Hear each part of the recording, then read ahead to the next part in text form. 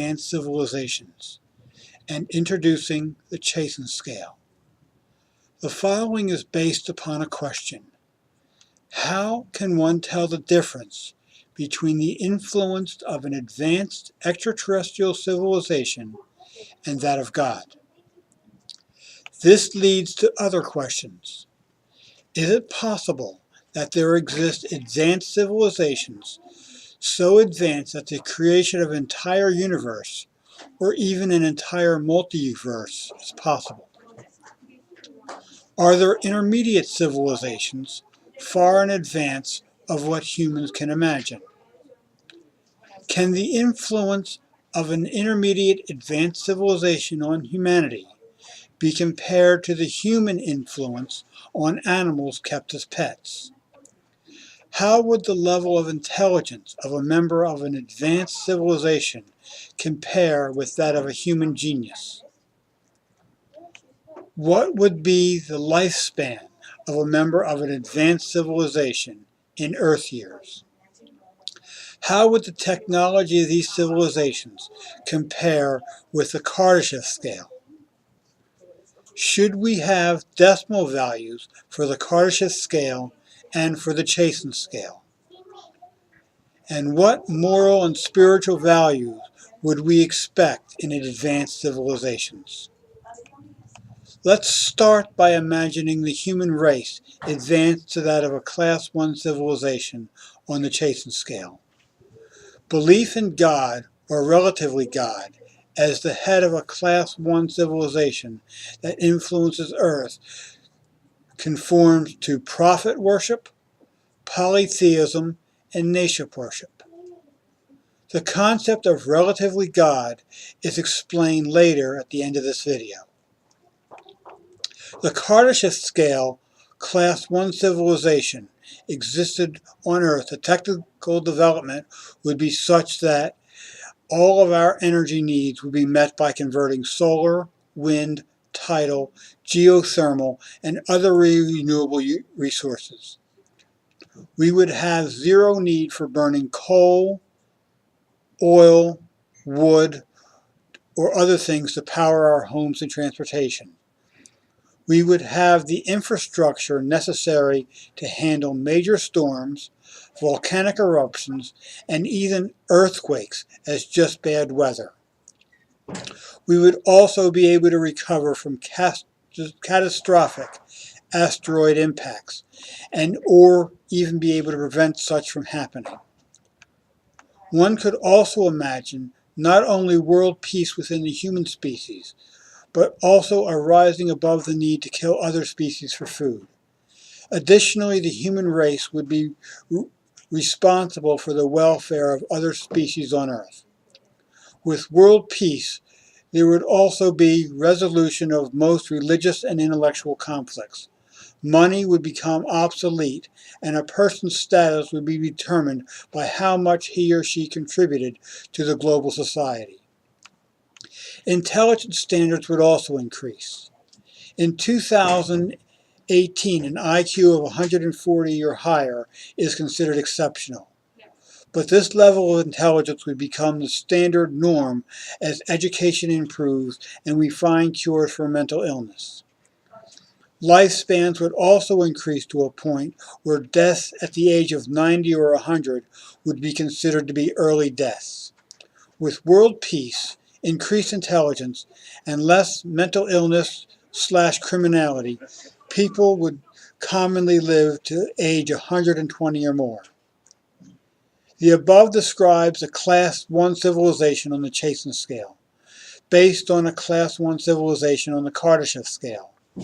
The human race at the current time is at about a level of 0.75 and could become a Class 1 civilization within the next 100 to 200 years. We have come a long way since the first control of fire as a Class, say, 0.3 to 0.5 civilization. Beyond a Class 1 civilization is difficult to imagine.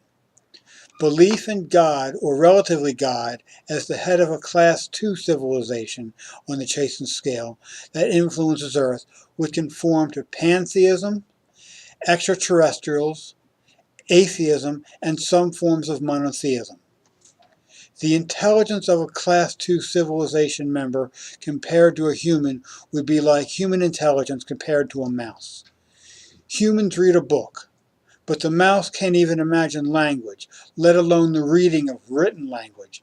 And just like the mouse might think that things that humans do to be silly, useless, or even mentally ill, we would tend to have similar opinions to behaviors of members of advanced civilizations. People who begin things that might later become advanced intelligence are generally regarded as quacks, or worse, treated for mental illness against their will. As we advance from a Class I civilization, we would develop the need to advance the evolution of other species on Earth and within the solar system. From the time we become a Class I civilization, it would be millions of years before we become a Class II type Chasen civilization, with IQ levels above 1,000, lifespans in excess of 1,000 Earth years, and moral levels beyond our current imagination. And even getting there is unlikely. It is most probable that we would be absorbed, consumed, enslaved, or defeated by an already established civilization on the Chasen scale before we become a Class II type civilization or higher on the Chasen scale. A Class II civilization on the Chasen scale would have the technical advancement of a Type II Kardashev civilization. It would have the energy output of its star and have developed interplanetary travel and colonization. The energy control would go beyond just matter and energy, as a star like our sun produces other forms of energy, such as metaphysical energy. Members of such a culture would have IQs in excess of 1,000 and lifespans in excess of 1,000 years. As a Class I civilization is essentially a living and unified planet, a Class II civilization is essentially a living and unified star, including all of the star's planets. At present, we can't even imagine life forms that might exist on other planets within our own solar system. To become a Class II civilization, we would not only become familiar with other forms of life, but organize to control these so that we can be the center or the control center of the entire solar system. We would have to become aware of other dimensions that we don't yet even imagine to exist. It is more likely that there already exists a control center far in advance of humanity on the Sun or on some other planet in this solar system. A Class II civilization would have contact with other civilizations or connections to a Class Type III civilization. If there exists a Class Type II civilization in this solar system, its influence on humanity would be like that of a god, similar to human influences on animals kept as pets. Belief in God, or relatively God, as the head of a Class Type III civilization on the Chasen scale would conform to pantheism, monotheism, or atheism. A Class III type civilization on the Chasen scale would have the technological advancement of a Type III Kardashev civilization.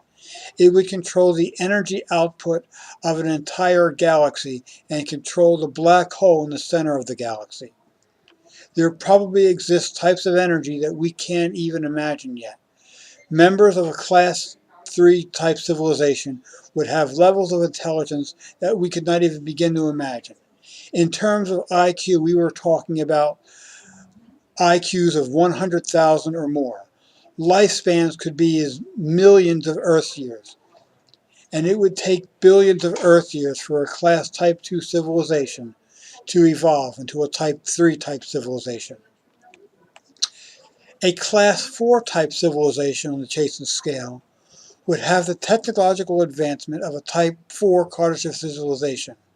It would be essentially a living universe.